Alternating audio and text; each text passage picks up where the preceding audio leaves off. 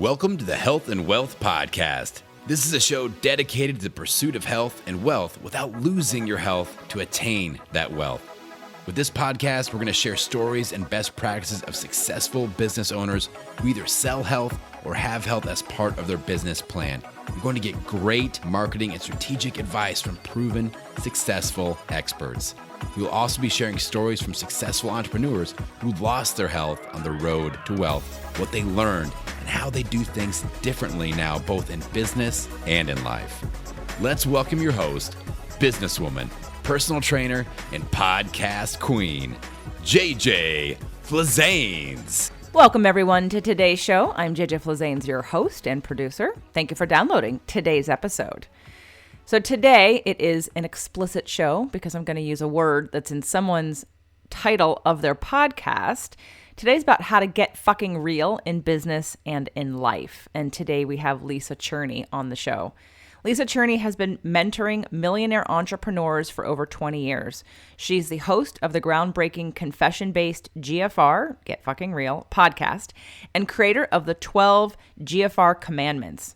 In 2014, after 15 years in business and speaking on over 750 stages, Lisa Cherney got fucking real and dismantled her successful seven-figure business as the juicy marketing expert. Lisa learned that just because something is successful and people like it doesn't mean you have to keep doing it. She taught this to her 14-year-old daughter too. Lisa always knew she had a low tolerance for not being happy. After all, she left a successful corporate career with companies like AT&T and Lipton at age 28. But now she knows her mission is to help soulful entrepreneurs, GFR, so they can get out of their own way, help more people, and make more money. Welcome to the show, Lisa. Thank you. I'm so excited. I want to talk about your new podcast. You just started a podcast called, okay, get ready for the illicit We can make it clean. Designation. Let's just say it's called Get Fucking Real. And I want to talk about it because part of this mission for health and wealth is to get fucking real about not disconnecting health and wealth and not killing yourself to get money. And at the same time, there's a wealth mindset that's like health, right? Like the wealthy, like a fitness for your wealth. Like if, money is an extension of our energy. And so they go together, and too often I feel like people separate them. Like it's one or the other. It's like, no, they're together. So let's talk about why you started Get Fucking Real. And there's a story I want you to talk about, why I thought about you for the show. But before we get to that story and you know what it is, let's talk about your podcast.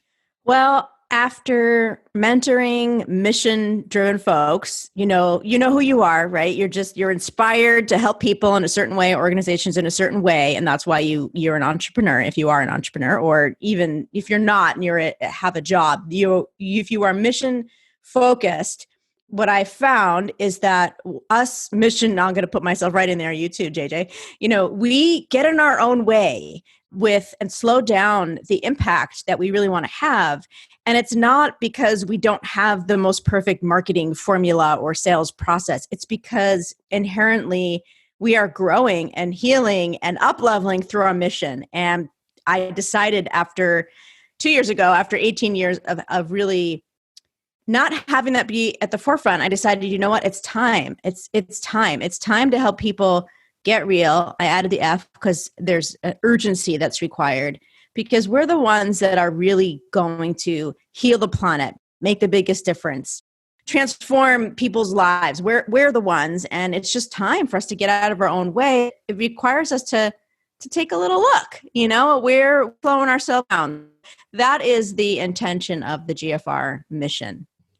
So what's the story behind on whatever health we're going to talk about, physical, mental, or emotional health? What was the pivot point for you to say it's time to get real? In 2014, I had a huge thing to celebrate. I hit 7 figures in my business. That goal, that pot of gold at the end of the rainbow that people search for and strive for, I hit it. And it did fix me, JJ. It wasn't the utopia that I thought it was going to be. In fact, I kind of was even more disappointed when I hit the 7-figure mark and I didn't love my business. And here I was helping people to create a business that they loved. I had a program called 6-Figure University, and I was doing events called 6 Figures on Your Terms. And, I was really helping hold space for people to create something that they loved. And ironically, I got to really what would be, one of the pivotal moments. Going up from there is always okay as well. But I got to the 7-figure mark and I was like, I'm just not happy. This doesn't feel good. And I cannot tolerate. I just don't have the ability, is one of my gifts, I guess, to sort of go unconscious and just keep going. And so that was a real big turning point for me. Can I ask what you thought you were going to get from achieving that kind of financial success? I thought that I for sure would be super excited and happy and fulfilled and jazzed and really like proud of myself. And, that, I don't know, there would be a parade or something, JJ, when I got there, and there wasn't. And I realized that I really had a lot of juice around creating it. I have a huge creative nature that I now acknowledge even more. And once it was created and it was going is when it stopped being as much fun for me. And it was a lot of activity and action, and I wanted to work part-time. And so I paid for it, right? When you want to work, not when you don't want to work as much, and you're creating something of that magnitude, you have team and you delegate, and that costs a lot of money. And so the money wasn't even there either, So yeah, I think I also wanted to feel super abundant financially, and I didn't. What other factors do you think contributed to that, though, really? Because financially, is there really a big difference between like $500,000 and $250,000? Right? I mean, really, because isn't it really just about how abundant you feel anyway? I mean, I'm saying this from a position of, I know a lot of very successful business owners, and I tend to, the more I meet that are in the 7 and 8-figure businesses who the public or people think, oh, they're so successful and they seem to have it all together. They're a fucking mess, I'll be honest. And I've met so many insecure people who outwardly project something completely different than how they are actually, that it's disheartening, but it's also a reality check as to how people think that if I have a lot of money, somehow everything else is going to fall in line. I totally agree. And I've observed the same thing, and I didn't want to be one of them. But along the path of growing a business to a 7-figure business, were there points along the way of celebration, or were you really focused on just getting to the certain number? When you first asked me, was there more? And is there a difference really between $500,000 and, $1 million and all that? What really came to me first, so I'll give you the head and the heart answer. The head answer was there's profit. So that's the underbelly of the financial milestones that people report, is they're not reporting profit. They're reporting gross. And so I think that was the first, and I think more people are talking about that now, but it still is like a hidden, secret of behind the scenes kind of thing. And I think that's probably also what you see when I talk to my colleagues, is I know that they're making, they have a $2 million launch and they're paying out $800,000 in commissions, like that, and they don't talk about that necessarily. So I think there was a disillusionment and a misstep when it comes to profit. And then from the heart part, for sure, right? Like you could feel broke being a billionaire, and you could feel broke having not a lot in your bank account and you can't pay your bills, right? So there is a huge inner game, and I for sure have found that with my new mission and a new intention for how to roll it out, which is that it feels good all along the way, that I am being real. I am farring about my financial insecurities and the fear of being broke and, all of that. I needed to evolve all of that, and it wasn't getting evolved with a sort of false exterior. I get that. So thank you for that. One of the stories that I remembered when we talked about during the show was 14 years ago or 15 years ago, because we've known each other a long time.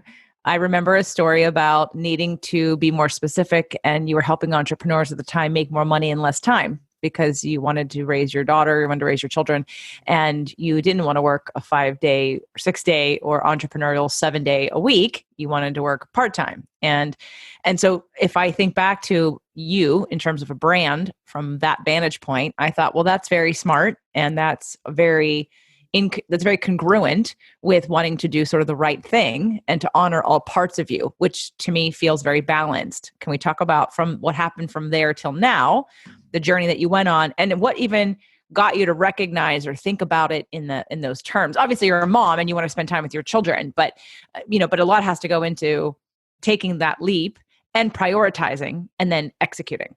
For sure. And I want to clarify while we're GFRing here, it wasn't just to spend time with my kid. It was also to spend time alone, which many moms have a challenge with, of really admitting like, no, I don't want to just free up my time to be with my kid. I want to free up my time so I could, be with myself and all that good stuff. So yeah, there was a huge journey around it. And my brand at the time that I hit 7 figures, the events were 6 figures on your terms, and the tagline was full-time prosperity, part-time hours.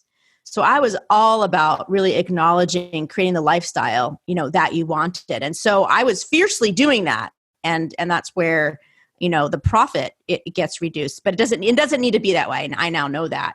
And so early on, when we met 15 years ago, I had my first brand was consciousmarketing.com, and I was helping people create their plans, their marketing, their strategy. And I had a whole agency of freelancers that worked with me that helped people with websites and graphic design and public relations and all that. And the big move that I made that felt so excruciatingly hard at the time, and this was before we even tried to get pregnant, was I let go of the whole implementation part of the business, which was a lot of money was coming through that business. And coming through is a key point, not necessarily a lot of profit, but a lot of money coming through the business. But I knew like that wasn't my passion. And I just had it there because that's what people needed, or in my opinion, at the time they needed the full service, right? The done for you, all that. And the part that I was most passionate about was really helping people with the strategy and getting their messaging right and congruent. So I let go of this whole, it was probably a multiple 6-figure part of my business that I let go of to create space to become a mom. And literally, I don't know if I ever shared this with you, but with 2 months of making that decision, we were pregnant. And I got pregnant. I'm so blessed to get pregnant really quickly. At the time, I was like in shock because I thought it was going to take more time, but that wasn't the universe's plan. And for 2 years, that decision allowed me to spend as much time as I wanted with my daughter and have time for myself without feeling like I was, being a bad business owner, And so that was such a great foundation for continuing to make decisions real time that served me. And I considered letting go of my 7-figure business one of those. It's kind of my biggest credential that I love to shout from the rooftops is, these big decisions that I made to let go of pieces of my business or evolve along the way to make sure that I was feeling good. Okay. So you maintained that did you always keep a, part-time work schedule until how old was she when you went back to, or have you gone back to a 7-day a week, 5-day a week, regular schedule? I've never gone back to a 5-day a week schedule. For sure, at the height of my 7-figure business, when I had the events and the year-long program and all the private clients and I was doing launches and all that, I was on call more than I wanted to. And that was the thing, is I was fighting so hard to not work full time. But in the end, I just felt like I was on, I was sort of on call. I didn't really ever get to unplug. So that's where I felt like a fraud. And I just, I can't stay in that, imposter syndrome place long. To me, it's a really big trigger to make changes. So I worked that part-time schedule until my daughter went to preschool when she was 3. It was 2 or 3 days a week. And then that's when I actually started making big investments in my business and mentors and trying to figure out how to scale it up without without working more hours. And that was the model that I followed, up through 2014 when I sort of exploded the whole thing and decided to start from scratch. Let's talk about the relationship to mental, physical, and emotional health during that journey. Well, one of the key things that I brought into my life right before I hit that 7-figure milestone was meditation. And I cannot say enough about my relationship to meditation. At the time, I got trained in transcendental meditation, TM, and it's been huge as a 2 or 3 times a day practice for me. Completely transformed my mental health and my ability to have a buffer between my reactions to things, actions that I took to those, based on those reactions. So that was a really big one. Great. Now, what about physical health? Has there ever been any time throughout this that there's been a trade-off of too much work and it's affect you physically? I struggled with my relationship to food and exercise in my body really for most of my 20s into my 30s. And that meant that I was really aware that I would use food to deal with stress. And I would use food to deal with happiness. I would use food to deal with sadness. And I was in a 12-step program for overeating from my 20s into my mid-30s. And why that's relevant is because healing from that addiction, and I feel like entrepreneurs are just so good at plugging addictions to deal with things that feel scary or uncomfortable. Letting go of that addiction was a huge contribution to, I think, both my obvious physical health, also my mental health and my capacity as an entrepreneur. So I love that you have this forum where you're tying the two together, because for me, I know absolutely, like I did for an hour walk before doing the show, and I'm listening to my coach, and I knew that I needed to move my body and to some really important, advice that I was getting. And to me, they're just inexplicably together forever. Yeah, it was one of the patterns that I would see as a trainer for so long with a lot of very successful clients. That's why they had trainers. But even when they didn't have trainers, they weren't necessarily making their health a priority. It was like they wanted to delegate their health. And to a certain degree, that's okay. The whole wanting to be safe in their exercise and applicable with resistance training. So they're building muscle, not hurting their joints and being efficient with their time. I get that. But there's a different mindset between a group of people who are literally delegating and almost being victim to their work schedule, and the ones that would still have training. And that was for me a big shift in who I was serving. I went from serving a bunch of sort of victimized people who didn't want to take responsibility to a bunch of people who took responsibility and would do the things necessary because they valued their health. They recognized the stress on their body and what it did to them. And so again, just looking at the trajectory of a lot of people and wanting to finally bridge this gap, but not just in a physical way, in a healthy, in a mental and emotional way. So getting back to your new podcast and your new mission, I mean, for you, whether it might not have been that you had a health scare that scared you into working less, you had a emotional health scare of, I know I'm not happy and I know I can change this. So what is different now? Yeah, I appreciate your summarization of that, because I find too, when I work with people that are wanting to get real about what's not good in their life and their business, I find that it is a physical health scare. I mean, it seems to be a common thing. And I think for me, it was really a combination. I feel like they kind of trade off in what's in the forefront for, is it me wanting to feel more peaceful and joyful? Is it me wanting to have more energy and, vitality? And I feel like I'm really at a place right now where I have both, and that it's not a balancing act. It's more like integration on a day-to-day basis. I love that you used that word. That is one of my definite keywords, is integration. Because if it's not all integrated, the mental, emotional, physical, spiritual, and financial, then it's not sustainable. And there's a trade-off, right? And that's where this show came into play to really kind of focus on that trade-off. And I think that's what you're doing right now in terms of saying, I don't want to have a trade-off, and going over your commandments. Do you want to go over your GFR commandments? Because I know a lot of it has to be centered around how I'm feeling and acting from that place. And, all of my other work coming out of law of attraction and manifesting and attracting and astrology and all of the intuitive things that I deal with and teach people and share is coming back to that impulse and being in alignment. And there are times where we are actively doing things out of alignment, AKA efforting, and efforting isn't sustainable. And it was a reality check for me. So, you and I have known each other for now, 15 years? Yes. Maybe a little bit longer. And I think my first book came out, Fit to Love, in 2011. And I'd been studying law of attraction at that point for 7, 8, 9 years. And I felt pretty proficient in it. Wasn't teaching really anybody yet. But I had a reality check when I knew that after the book launched and sort of all the parts and pieces launched with it, I was aware that if it didn't create a momentum of its own, that I wasn't willing to be the producer of everything forever. Like I wasn't going to effort.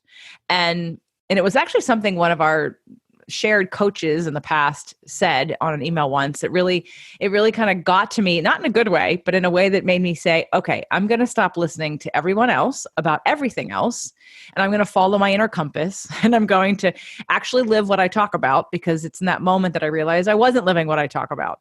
If I actually trust, then I shouldn't be coming out of anxiety. If I actually believe and trust, then all of this should feel good most of the time. Now, the learning curves and expanding to a new level can be uncomfortable for a minute or two, but the underlying momentum is joy, is passion, is creativity, is desire.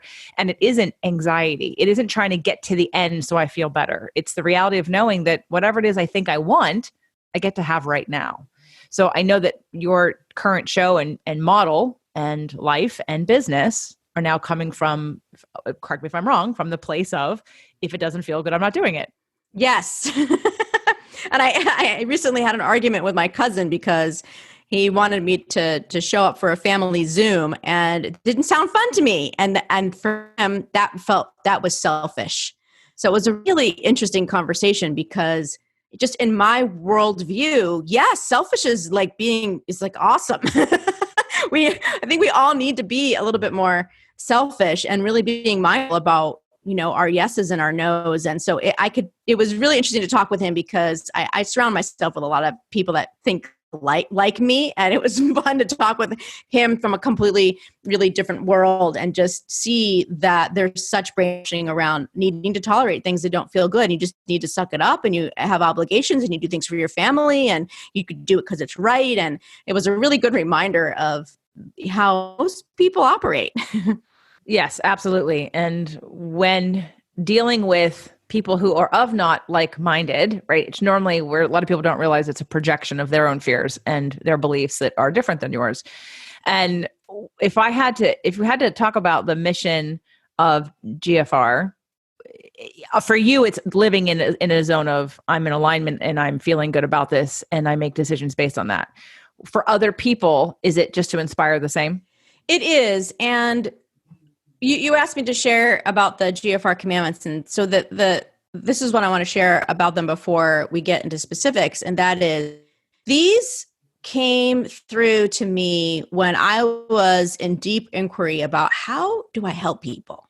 I was looking to iterate my mission. I knew there was something new that was coming through me. I had cocooned for almost 4 years doing work with a partner that was great and fulfilling, but it wasn't sort of my own, specific expression. But I knew that there was something coming through.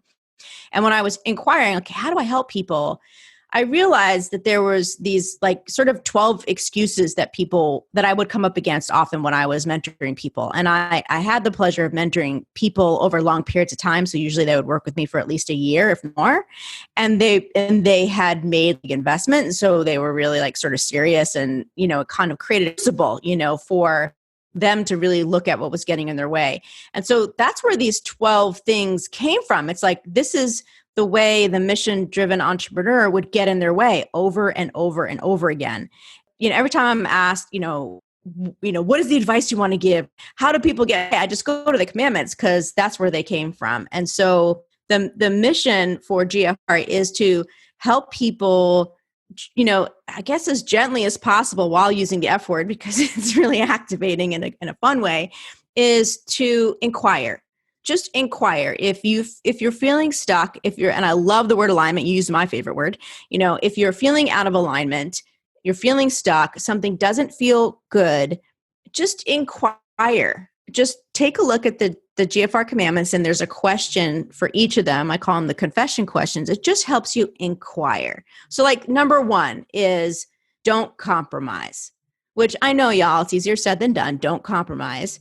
And it's the question that goes with it is, what am I tolerating?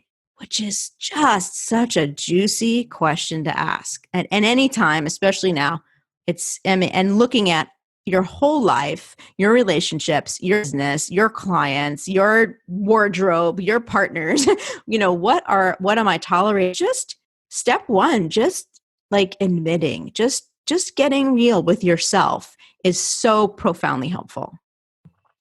Okay, let's go over number 2, because I sit here and talk to you about each one of these, but we don't have that time to talk about each one. I don't think I've ever done a show where I've talked about all 12. Yeah, so keep going. I think the next one that I wanted to speak to relates to what you were talking about how you just decided one day, like, it doesn't need to be about efforting. So commandment number 6 is have faith in yourself and your mission. Have faith in yourself and your mission. And the question is, what would I do differently if I had faith in myself and my mission? And the most common answer, which actually was a surprise to me because I created this one, I thought it was going to be like, oh, I would, open that, bed and breakfast I always wanted to. But that's not what comes up for people. What comes up for people is, I would not stress so much. If I really had faith in myself and in my mission, I would trust that I'm making the right moves. I would give myself a day off and not worry that, I'm doing something bad for my business. Like, it was so much about how they would be in their business, not what they do.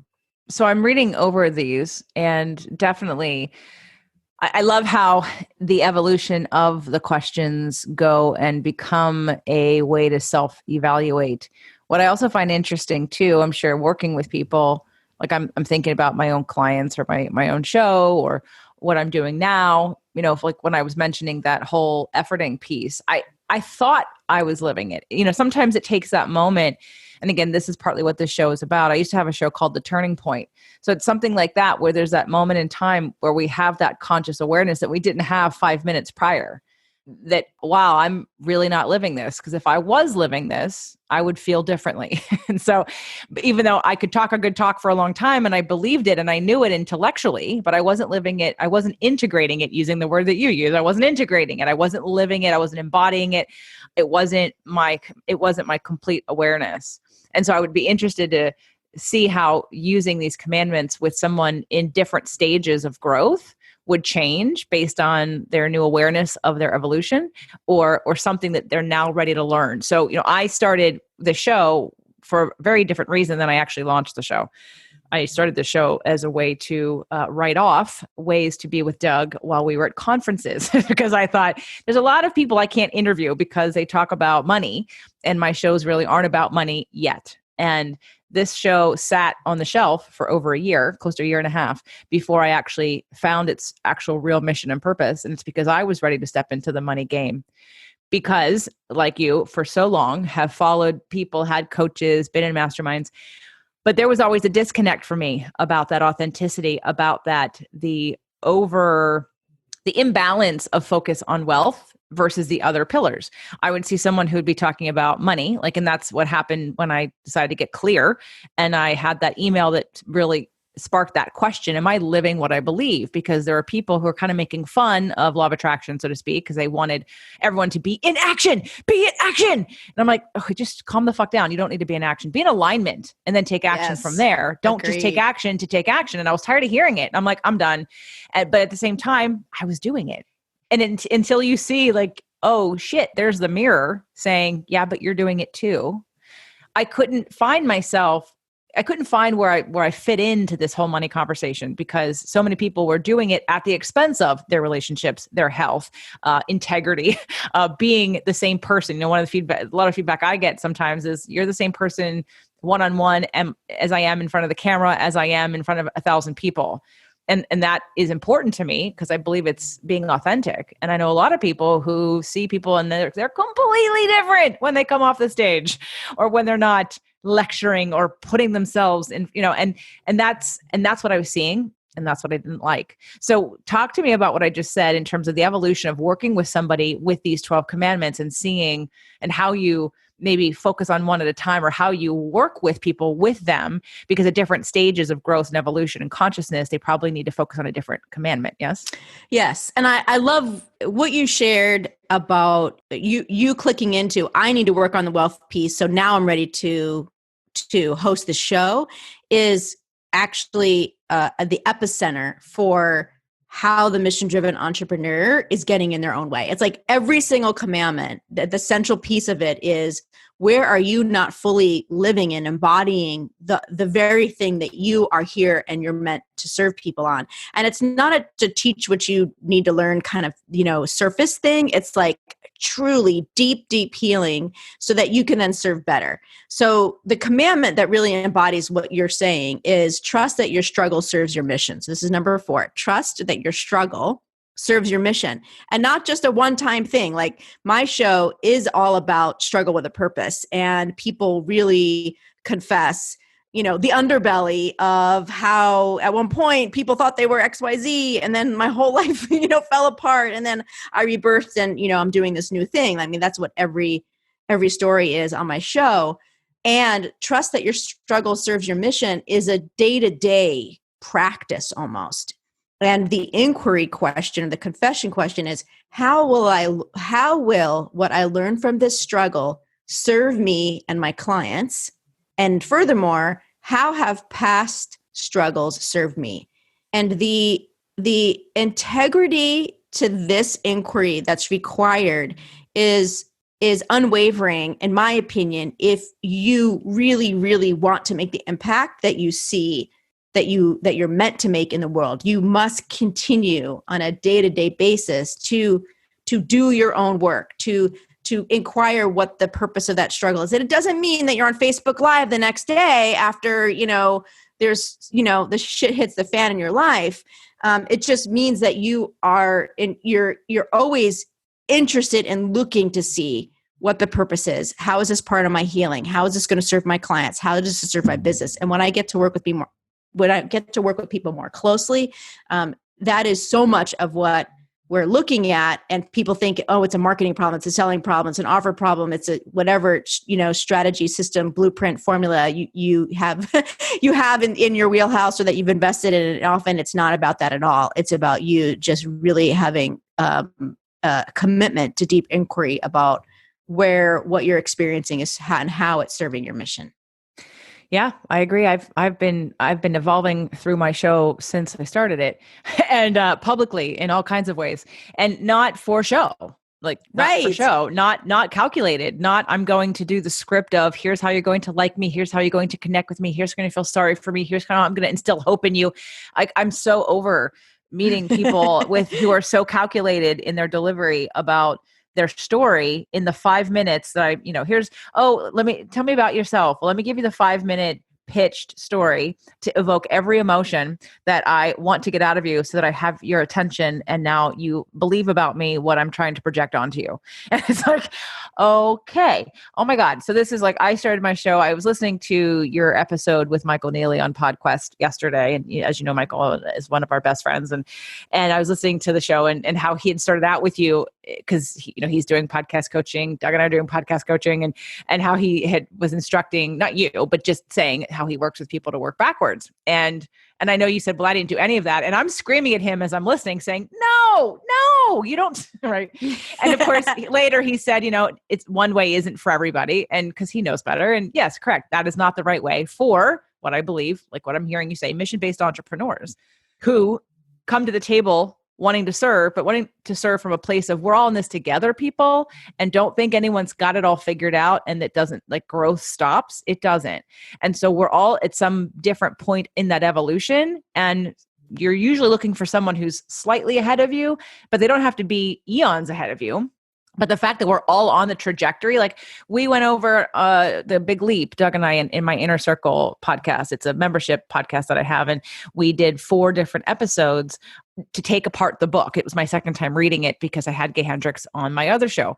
And the members, because we actually worked on our own upper limits and we processed throughout those 4 episodes. And people were like, that was so helpful to hear you guys work on your own stuff. And I'm like, but if anyoanyone's selling you something different, they're full of shit. Yes. Because when I have my live events, I love you, JJ Flazanes. Well, I mean, really, right? Right. I mean, let's be real. Like you said, like on your show, right? It's about the reality. And I'm tired of the bullshit too. When I have my live events, everyone that used to speak, because now I'm, now I've got up the courage to be able to stand in front of a room and know that I can transform everybody in the room by myself and I don't need to pad it with other people. But when I started, I wasn't quite so confident. So I made sure to put all the other right people in place that, it was a default that people would have a transformation of some kind. But I would ask everybody, we're all working through this together and everyone participates. You're not the speaker that comes in and does your thing. You are a participant at the same time. You do the exercises, we do the clearings, we do the healings, we do the work, because that's the human experience. We're all evolving all the time, and there is no end point. And it's whether you enjoy the journey and you're reflective and responsible for it, or if you want to blame somebody or be in struggle. So I love your commandments, and I know you have an offer for people to get them so they can utilize them. GFR.life/12C. Yes, the number 12, 1, 2, and the letter C for commandment. So I will put that link in the show notes for anyone who isn't writing this down or cannot remember that. Make sure to click on the Show Me More underneath this podcast episode, and you will see GFR, so get fucking real, .life/12C, 12C, 12 commandments. Yes, you'll get the commandments and you'll get some instruction on how best to utilize them to really pinpoint the biggest breakthrough that you can have right now with them. So final question. What are the benefits of being unapologetic or fucking real? The biggest benefit is having way more enjoyment in your life, feeling more fully expressed and seen. And as a result of that yummy feeling, having a greater impact, making more money, and at the end of your life, not having regrets that you didn't do the thing. Sounds good to me. I'm a let's not have any regrets kind of person too. So where else can they find out more about you? They can get the commandments, GFR.life/12C. But what if they want to learn more? Obviously, they can find your podcast. Yes, they can find the podcast. And we have a GFR squad for people that are just loving this whole idea of getting real and being unapologetic and want to be in a container where they could take consistent action. And we have a monthly confession call. And so you can check that out at GFR.life/squad. If this is really resonating with you and you want to kind of put a wedge in the door of possibility of unraveling some things that don't feel good in your life and your business. Excellent. And there will be a link in the show notes for that as well for you to check that out. Lisa, one more personal question. I know you're a Gemini. Do you know your moon sign? I don't. Okay. It's all right. I do astrology. Just got done teaching a 5-week astrology class. It's how you deal with emotions. So I'd just be curious about that because how do I know what my moon sign is? You have to do your chart. And you can do it for free on astro.com. But I always usually ask for, sometimes when I have other, almost woo like people on the show, or if you consider yourself at all woo. For sure. They tend to know some of those answers. But the Gemini aspect of, part of Gemini is being playful and wanting to have fun. It's actually a pivotal part of being Gemini and loving starting things and the excitement of that and the beauty of all of that. And so if, definitely makes sense of when you get to the place where you're like, yeah, I'm not really living that. Time to pivot, time to move, time to change. So it definitely fits. It's been a pleasure to share your information with everyone today. I want everyone to check this out. Check out Lisa's podcast, download the 12 commandments, do a reality check for yourself, and then come on over and check me out. I'm going to be on her show soon too. Yes, can't wait. Woo-hoo. Thanks for being here, Lisa. You're welcome. Thanks for having me. It was a great reunion.